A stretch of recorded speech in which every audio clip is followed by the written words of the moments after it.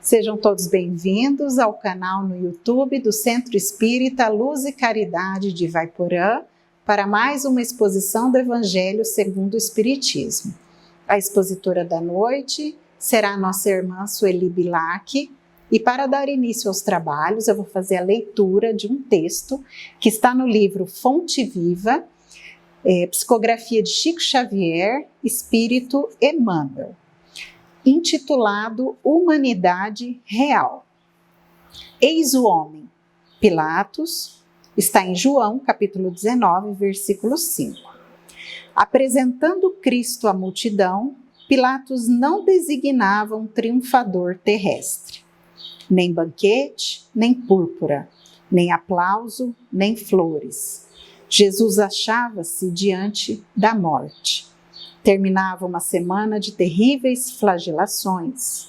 Traído, não se rebelara. Preso, exercera a paciência.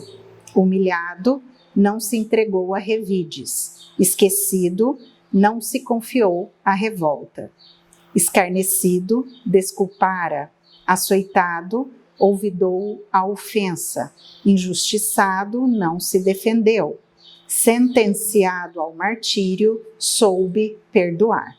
Crucificado, voltaria à convivência dos mesmos discípulos e beneficiários que o haviam abandonado para soerguer-lhes a esperança. Mas, exibindo-o diante do povo, Pilatos não afirma: eis o condenado, eis a vítima. Diz simplesmente: eis o homem. Aparentemente vencido, o mestre surgia em plena grandeza espiritual, revelando o mais alto padrão de dignidade humana.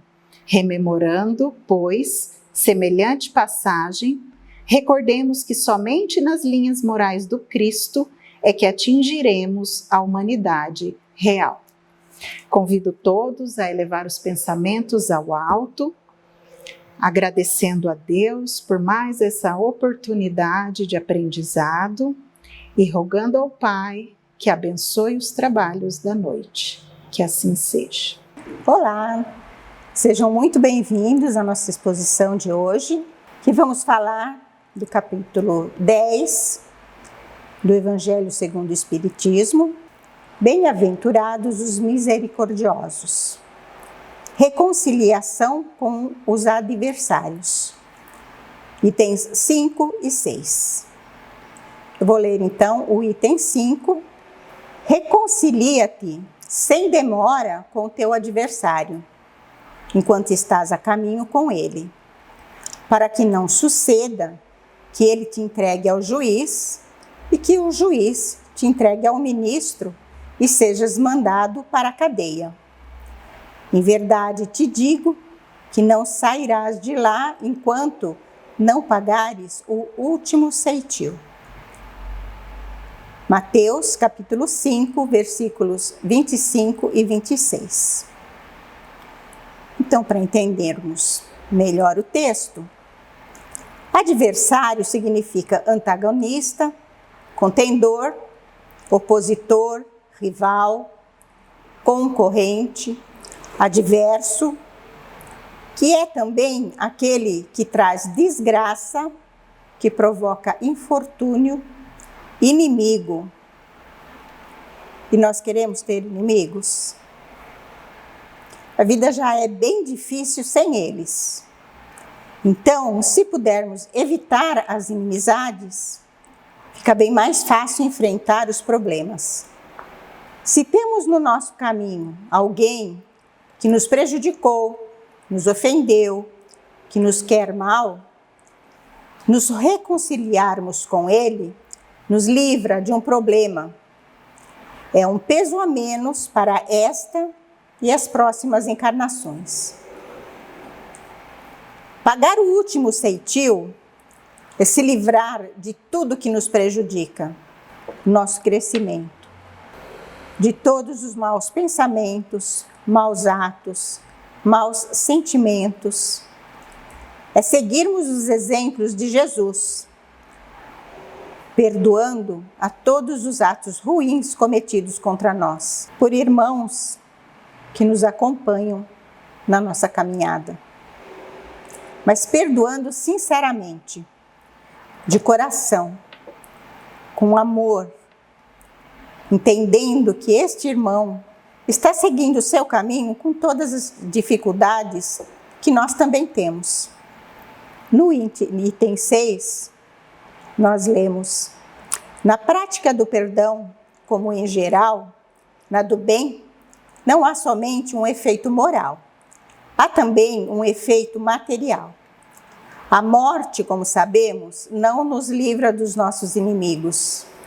Os espíritos vingativos perseguem, muitas vezes com o seu ódio, no além-túmulo, aqueles contra os quais guardam rancor. Donde decorre a falsidade do provérbio que diz: morto o animal, morto o veneno, quando aplicado ao homem. O espírito mau espera que o outro, a quem ele quer mal, esteja preso ao seu corpo e assim menos livre, para mais facilmente o atormentar, ferir nos seus interesses ou nas suas mais caras afeições.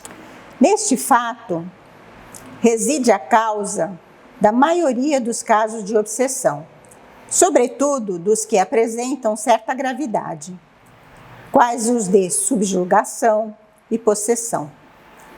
O obsidiado e o possesso são, pois, quase sempre vítimas de uma vingança, cujo motivo se encontra em existência anterior, e a qual o que a sofreu deu lugar pelo seu proceder. Deus o permite para os punir do mal que a seu turno praticaram, ou, se tal não ocorreu, por haverem faltado com a indulgência e a caridade, não perdoando. Importa, conseguintemente, do ponto de vista da tranquilidade futura, que cada um repare quanto antes os agravos que haja causado ao seu próximo, que perdoe os seus inimigos, a fim de que, antes que a morte lhe chegue, esteja apagado qualquer motivo de disserção, toda causa fundada de ulterior animosidade. Por essa forma, de um inimigo encarniçado neste mundo, se pode fazer um amigo no outro. Pelo menos o que assim procede, põe de seu lado o bom direito e Deus não consente que aquele que perdoou sofra qualquer vingança. Quando Jesus recomenda que nos reconciliemos o mais cedo possível com o nosso adversário, não é somente objetivando apaziguar as discórdias no curso da nossa atual existência. É principalmente para que elas se não perpetuem nas existências futuras. Não saireis de lá, da prisão, enquanto não houverdes pago até o último centavo, isto é, enquanto não houverdes satisfeito completamente a justiça de Deus. Vemos então que nos 2 itens, Jesus fala da necessidade do perdão para o bem do que se sente ofendido. Mas como tudo se relaciona, os benefícios se estendem também ao que ofende, porque o que está ofendendo agora já foi ofendido anteriormente e se sente no direito de vingança. O Kardec cita até o provérbio popular, morto o cão, acaba a raiva, como não verdadeiro, quando aplicado ao homem.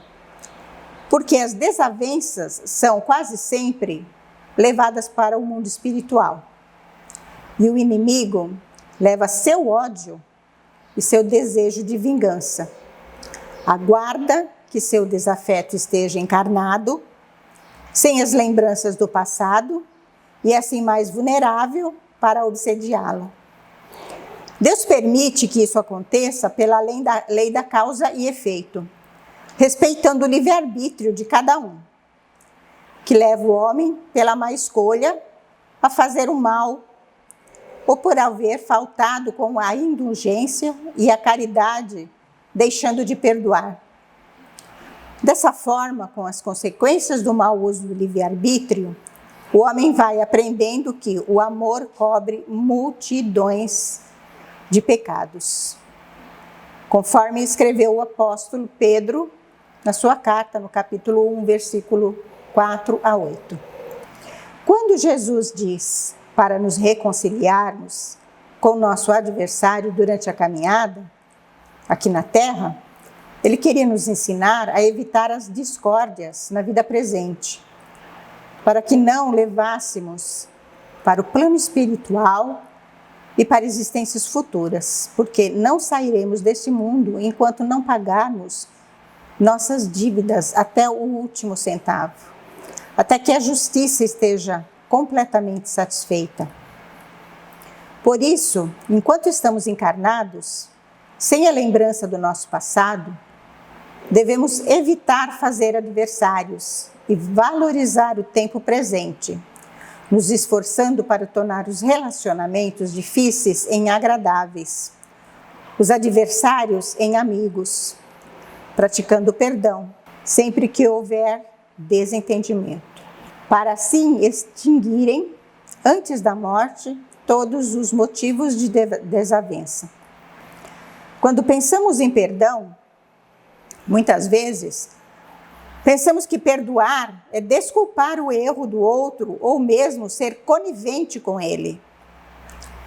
O Divaldo Franco diz que essas opiniões, sob o ponto de vista da psicologia e evangélico, estão errados. O perdão é não devolver a ofensa no mesmo grau que ela nos foi dirigida. À medida que não cultivamos o ódio pelo ofensor, as lembranças vão se apagando.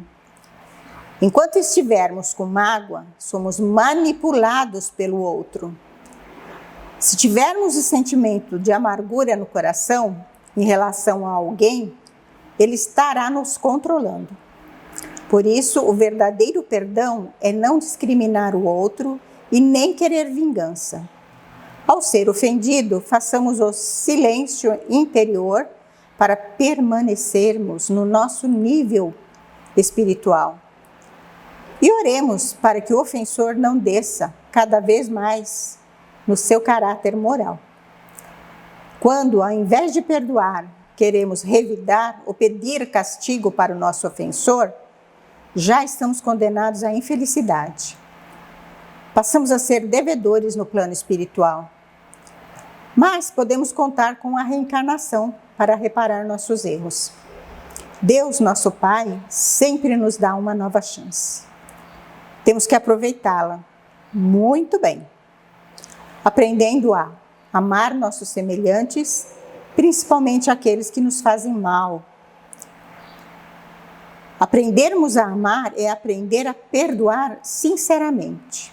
É pelo amor ao próximo e a nós mesmos que vamos reparar as más vibrações de ódio. E como não nos deixar levar pelas más vibrações? É claro que não conseguimos amar quem nos ofende ou prejudica, da mesma forma que amamos os amigos, os familiares. Mas devemos respeitar o livre-arbítrio do outro de escolher ser infeliz. Podemos sim pedir por ele, mas não podemos estar na mesma faixa vibratória que ele. O perdão eleva a nossa faixa vibratória e diminui os efeitos ruins das más vibrações. Nos esforcemos então para fazer o nosso melhor, para perdoar aos outros e a nós mesmos. Grata pela atenção e até a próxima exposição do Evangelho segundo o Espiritismo. Agradecemos a nossa irmã Sueli Bilac pela exposição da noite e convidamos todos a elevar os pensamentos ao alto, agradecendo pela abençoada exposição do Evangelho que nos trouxe muitos aprendizados e rogando ao Pai e ao Mestre Jesus que nos deem força para podermos colocar em prática todos os ensinos da noite. Rogamos ainda ao Pai que permaneça conosco hoje e sempre. Que assim seja.